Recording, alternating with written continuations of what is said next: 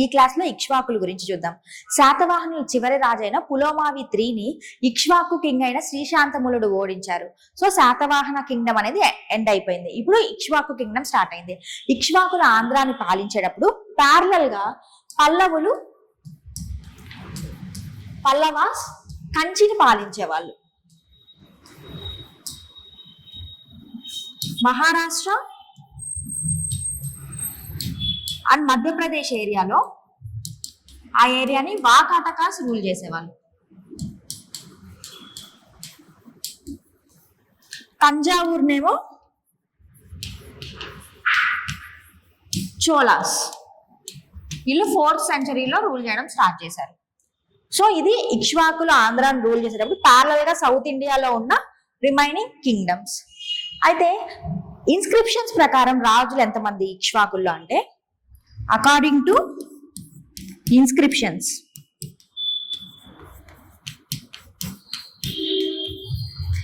ఇక్ష్వాకు రాజులు 4. అదే according to పురాణాల ప్రకారం అయితే ఇక్ష్వాకు రాజులు 7. ఇది గుర్తుపెట్టుకోవాలి. సో ఓవరాల్ గా ఇక్ష్వాకు డైనాసిటీ గురించి చూద్దాం. Dynasty founder, capital, famous king, official language, religion, ఇలా ఓవరాల్ గా మనం ఇక్ష్వాకుల గురించి చూద్దాం. అయితే ఇక్ష్వాకుల్నే శ్రీ పర్వతీయులు అని కూడా అంటారు. డైనాసిటీ ఫౌండర్ వచ్చేసి శ్రీశాంతమాల ఆర్ శ్రీశాంతమూలుడు అని కూడా అంటారు. క్యాపిటల్ వచ్చేసి నాగార్జున కొండ. దీన్నే మన నాగార్జున కొండ ఏమంటావు, శ్రీ పర్వతం అంటాం. అందుకే వీళ్ళని ఇక్ష్వాకుల్ని శ్రీ పర్వతీయులు అని కూడా అంటారు. ఫేమస్ కింగ్, వీళ్ళలో ఫేమస్ కింగ్ ఎవరు అంటే వీరపురుషదత్త.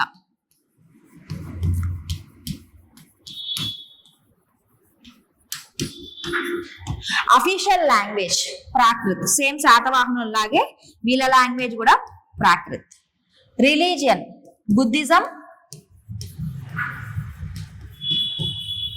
శైవిజం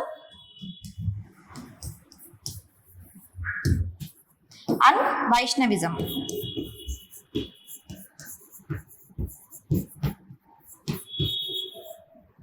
లాస్ట్ కింగ్ ఎవరు, రుద్రపురుష దత్త. ఇది ఓవరాల్ గా వీళ్ళని గుర్తుపెట్టుకోవాల్సింది. సో వీళ్ళని ఫ్యామిలీ డైటీగా ఎవరు అంటారంటే హరితి అంటారు. హరితి దేవిని పూజించేవాళ్ళు.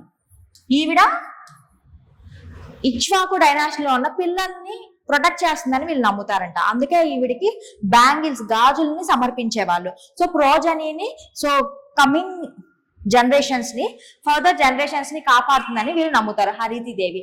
బట్ ఓవరాల్ గా చూసుకుంటే ఇక్ష్వాకుల ఫ్యామిలీ డైటీ ఎవరు అంటే శ్రీ పర్వత స్వామి అని గుర్తుపెట్టుకోండి. బట్ వీళ్ళ టైంలోనే హరితి దేవిని కూడా పూజించేవాళ్ళు. ఈవిడ ఉమెన్ గాడెస్. ఉమెన్ గాడెస్ వచ్చేసి హరితి దేవి. బట్ ఫ్యామిలీ డైటీ ఎవరు అంటే మాత్రం శ్రీ పర్వత స్వామి అని గుర్తుపెట్టుకోండి. ఎందుకంటే మనకి PYQ క్వశ్చన్ ఒకటి ఇచ్చారు. Sri Parvata Swami is the tutelary deity of which royal family? First option Chalankayana, second one Ananda Gotrikas, third Ikshvakus, fourth Vishnukundinas. దీనికి ఆన్సర్ ఏంటి? ఇక్ష్వాకులు. అయితే ఈ శ్రీ పర్వత స్వామి గురించి డిఫరెంట్ వాదనలు ఉన్నాయన్నమాట. ఆ వాదనలు ఏంటో చూద్దాం. హూ ఈ శ్రీ పర్వత స్వామి? వెంకట రమణయ్య ప్రకారం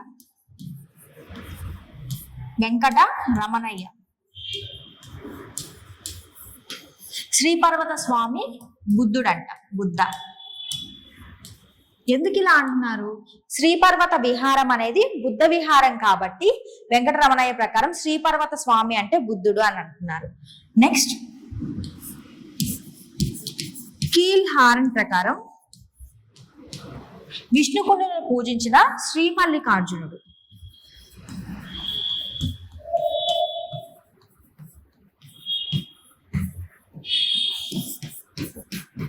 విష్ణుకుండినులు పూజించిన శ్రీ మల్లికార్జునుడే శ్రీ పర్వత స్వామి అంటున్నారు. అండ్ కార్తికేయ శర్మ ఏం చెప్తున్నారంటే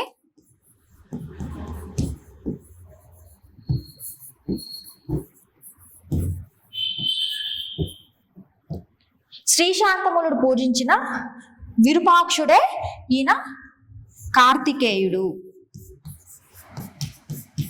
అంటే శ్రీపర్వత స్వామి అనే పర్సన్ శ్రీ కార్తికేయుడు అని చెప్పి కార్తికేయ శర్మ చెప్తున్నారు. సో ఇవి వీళ్ళ వాదనలు. నెక్స్ట్ వీళ్ళ ఆరిజిన్ గురించి చూద్దాం. వీళ్ళ ఆరిజిన్ గురించి 4 వాదాలు ఉన్నాయి. నార్త్ ఇండియా లేదా అయోధ్య అని చెప్పి రాప్సన్ అండ్ బూలర్ వీళ్ళు చెప్తున్నారు. కన్నడ రీజియన్ అని చెప్పి మనకి వోగెల్ చెప్తున్నారు. తమిళనాడు గోపాలాచారి గారు చెప్తున్నారు. అదే ఆంధ్ర నేటివ్ ఏరియా అని చెప్పి మనకి కాల్డ్వెల్ చెప్తున్నారు. ఇది గుర్తుపెట్టుకోవాలి. ఆంధ్రాస్ అని ఎవరన్నారు అంటారు, లేదా నార్త్ ఇండియా నుంచి అయోధ్య నుంచి వచ్చారని ఎవరు చెప్తున్నారు, రాప్సన్ బూలర్. కన్నడ నుంచి వోగెల్, తమిళనాడు అని గోపాలాచారి గారు చెప్తున్నారు. ఇది వాళ్ళ ఆరిజిన్. నెక్స్ట్ వీళ్ళ ఆరిజిన్ గురించి ఇంకొన్ని టెక్స్ట్స్ కూడా ఉన్నాయి. Like న్యాయసేన, Jaina Dharmamritam,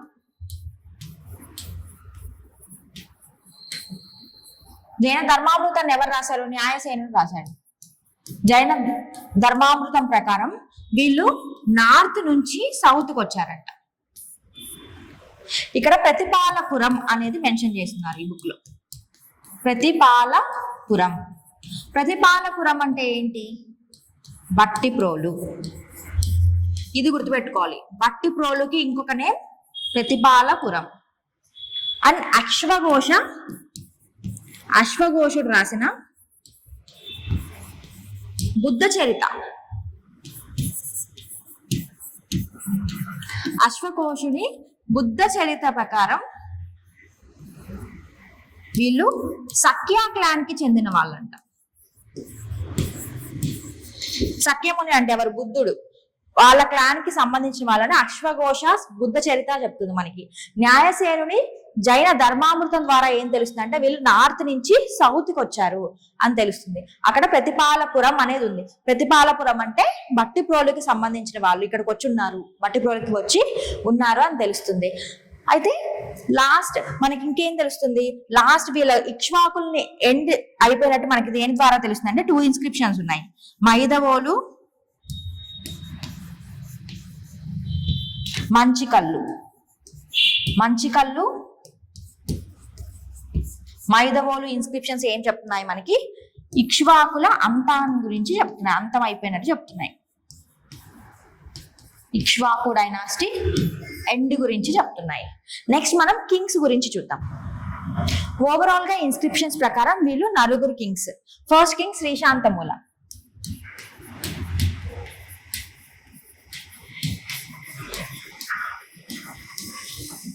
founder of the Ikshvaku dynasty. ఈయన సన్ వచ్చేసి వీరపురుష దత్త.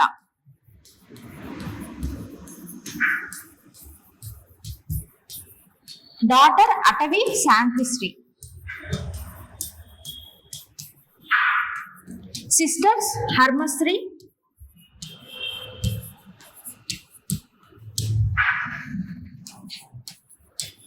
శాంతశ్రీ. వీళ్ళు సన్, డాటర్, సిస్టర్స్. ఈయన విరూపాక్షపతిని పూజించేవాడు. విరూపాక్షుడిని పూజించేవాడు. విరూపాక్షుడు అంటే ఎవరు, కార్తికేయుడు. కార్తికేయుని పూజించాలని మనకి ఎవరి ద్వారా తెలుస్తుంది, కార్తికేయ శర్మ ద్వారా తెలుస్తుంది. ఈయన టైంలో 3 ఇన్స్క్రిప్షన్లు వేయించారు. ఒకటి రెంటల ఇన్స్క్రిప్షన్, దాచేపల్లి, కేశానపల్లి. ఇవి 3 ఈయన వేయించిన ఇన్స్క్రిప్షన్స్. ఇవి వీళ్ళ ఫ్యామిలీ మెంబర్స్ గురించి చెప్తాయి.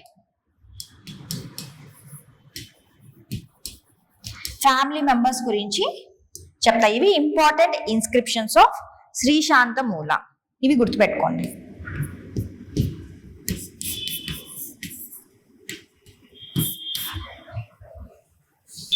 టైటిల్స్ మహారాజు, మహాదానపతి,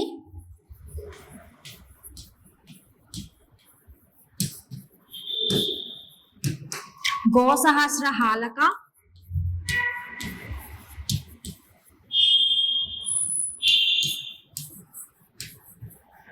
హిరణ్యకోటి.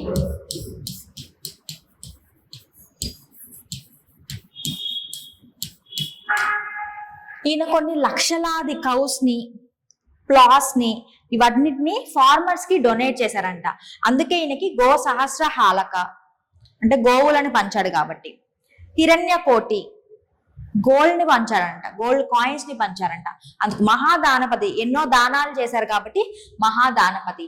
మహారాజు అనే పేరు కూడా వచ్చింది. ఈయన అశ్వమేధ, వాజపేయ, రాజసూయ ఇలాంటి యాగాలన్నింటినీ కూడా చేయడం జరిగింది. సో శ్రీశాంతములు టైంలోనే రోమన్స్ విజయపూరిలో స్టేడియం ని కట్టించారు. స్టేడియం ఆర్ యాంఫీ థియేటర్ ని కట్టించారు. ఇది ఇంపార్టెంట్ థింగ్. ఎవరి టైంలో రోమన్స్ విజయపురిలో స్టేడియం ని ఆర్ యాంఫీ థియేటర్ ని కట్టించారు అని అడుగుతారు. శ్రీశాంతములు టైంలో. సో శ్రీశాంతములు గురించి గుర్తుపెట్టుకోవాల్సింది ఏంటి అంటే వీరపురుష దత్తుని ఫాదర్ ఈయన విరూపాక్షుడిని పూజించారు. ఆ విరూపాక్షుడే కార్తికేయుడు అని అంటాము. అండ్ ఈయన 3 ఇన్స్క్రిప్షన్లు వేయించారు. రెంటల, దాచేపల్లి, కేశానపల్లి. ఈ 3 ఇన్స్క్రిప్షన్ కూడా వీళ్ళ ఫ్యామిలీ మెంబర్స్ గురించి చెప్తున్నాయి. అండ్ ఈయన టైటిల్స్ మహారాజు. ఇది మహారాజు అనేది కామన్ టైటిల్. మనం గుర్తుపెట్టుకోవాల్సింది ఏంటి? మహాదానపతి, గో సహస్ర హాలక, హిరణ్య కోటి. ఇవి గుర్తుపెట్టుకోవాలి. సో ఈయన కొన్ని లక్షలాది కౌస్ ని, ప్లాస్ ని ఫార్మర్స్ కి డొనేట్ చేశారు కాబట్టి ఈ టైటిల్స్ అనేవి వచ్చాయి. సో ఇలా గోవుల్ని డొనేట్ చేయడం వల్ల వచ్చిన టైటిల్ ఏంటి అని అడగచ్చు. గో సహస్ర హాలక. బంగారు నాణ్యాలను పొంచారు కాబట్టి హిరణ్య కోటి అనే టైటిల్ వచ్చింది. Next Virapurusha Datta. Next king Virapurusha Datta, second king.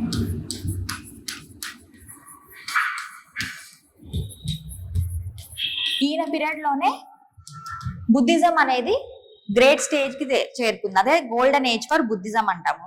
So ఈయన greatest among Ikshvaku kings. So ఈయన టైటిల్స్ చూస్తే మహారాజు,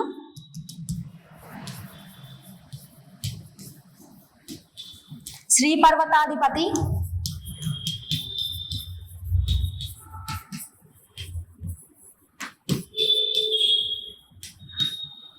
south Indian Ashoka. South Indian Ashoka. South Indian Ashoka అని ఎందుకు అంటున్నారు? బుద్ధిజం గోల్డెన్ పీరియడ్ కాబట్టి బుద్ధిజం కి సౌత్ ఇండియన్ అశోక అంటున్నారు. సో ఈయన వైఫ్స్ 2 ఉన్నారు. పట్టపురాణి అంటే first wife,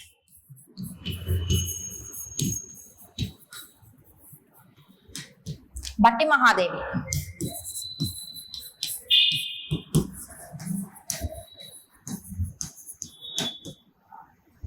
second wife Rudra Bhattarika.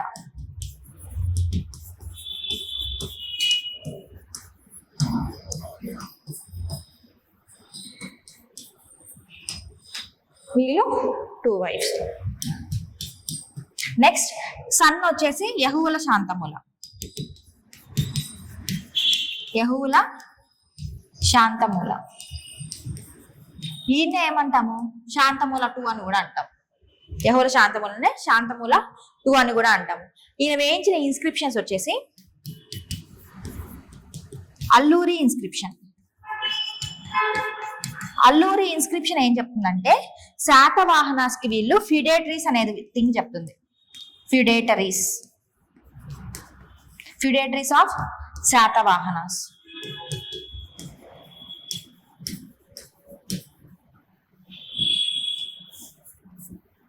ఈయన డిఫరెంట్ కమ్యూనిటీస్ కి దానాలు చేశారని చెప్తుంది. అలానే బుద్ధిస్ట్ సంఘాలు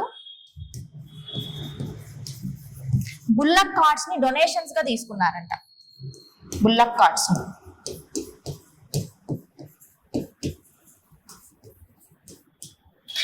ఇవి అల్లూరి ఇన్స్క్రిప్షన్ ద్వారా తెలుస్తుంది. Next Phanigiri inscription.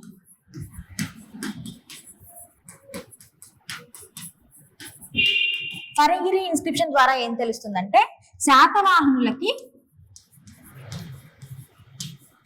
మహా తల్వారులుగా పనిచేశారంట. మహా తల్వారులుగా ఇక్ష్వాకులు పనిచేశారు అని చెప్పి ఈ ఇన్స్క్రిప్షన్ చెప్తుంది మనకి. అలానే 18 years వీరపురుష దత్త రూల్ చేశారని చెప్తుంది. Next Nagarjunakonda inscription.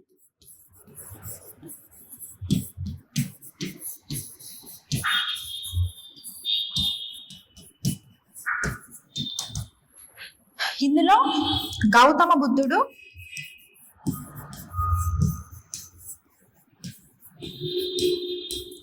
ఇక్ష్వాకులకు సంబంధించిన పర్సన్ అని చెప్తున్నారు. అంటే ఇక్ష్వాకులు సఖ్య క్లాన్ కి సంబంధించిన వాళ్ళంట. సఖ్య క్లాన్.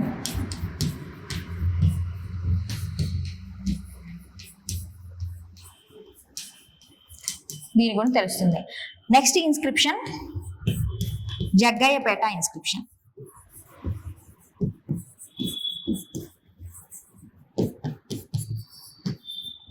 Next Uppugunduru inscription. ఉప్పుగండూరు.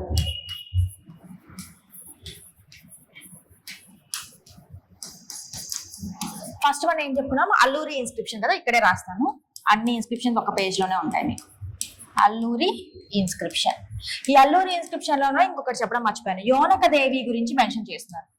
యోనక దేవి గురించి మెన్షన్ చేస్తున్నారు. ఇవి inscriptions of Virapurusha Datta. 5 inscriptions ఉన్నాయి. Alluri inscription, Phanigiri inscription, Nagarjunakonda inscription, Jaggayyapeta inscription and Uppugunduru inscription.